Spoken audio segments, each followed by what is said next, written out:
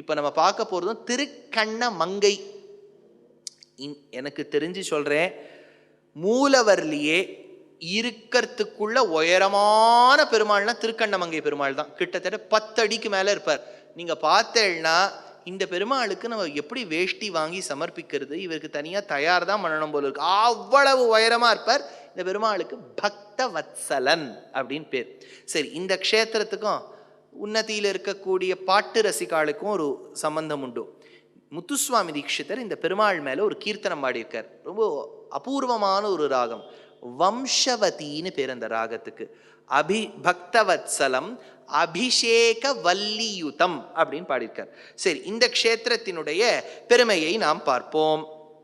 லக்ஷ்மிக்கும் பெருமாளுக்கும் ஒரு முறை மறுபடியும் ஏதோ சண்டை. சுவாமி இவ 2 பேரும் சண்டை போட்டுக்க மாட்டான்ல நினைச்சுட்டு இருக்கோம். போட்டுண்டால் தானே நமக்கு 108 கணக்கு வரும். அதனால அவளுக்கு என்னன்னா ஒரு நல்ல நம்பரா கொடுக்கணும். சண்டை போட்டுட்டா. லக்ஷ்மி இந்த க்ஷேத்திரத்துக்கு இறங்கி புஷ்கரணி கரையில் இருந்து தவம் மேற்கொண்டாள். அந்த புஷ்கரணி கரையிலேந்து கடைசியில தவம் செய்யும் கோலத்தோட பார்த்தா பெருமாள் தரிசனம் கொடுத்தார். அதனால இந்த புஷ்கரணிக்கு தரிசன புஷ்கரணி, தரிச புஷ்கரணின்னு பேர். சரி, பெருமாள் சொல்லிட்டார், நான் உனக்கு காட்சி கொடுத்துட்டேன். உலகோர்கள் உய்ய வேண்டும், உன்னதியில் இருப்பவர்கள் சந்தோஷம் அடைய வேண்டும்.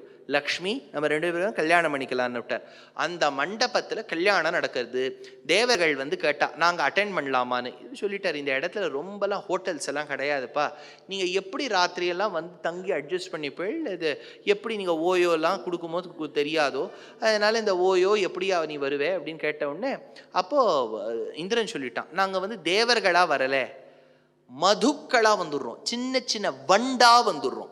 அந்த வண்டுகளா தாயாருடைய மாலையை சுத்தி ஹிரீங்காரம் பண்றோம். எங்க ஹிரீங்காரம் உங்க கல்யாணத்துக்கு வேத கோஷம் மாதிரி இருக்கும்.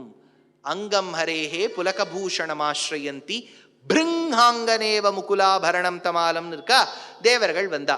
அப்ப தாயாரை பார்த்து சொன்னா, நீ இருக்கக்கூடிய அழகோட கூடவே நாங்க இருந்துடுறோமேனு.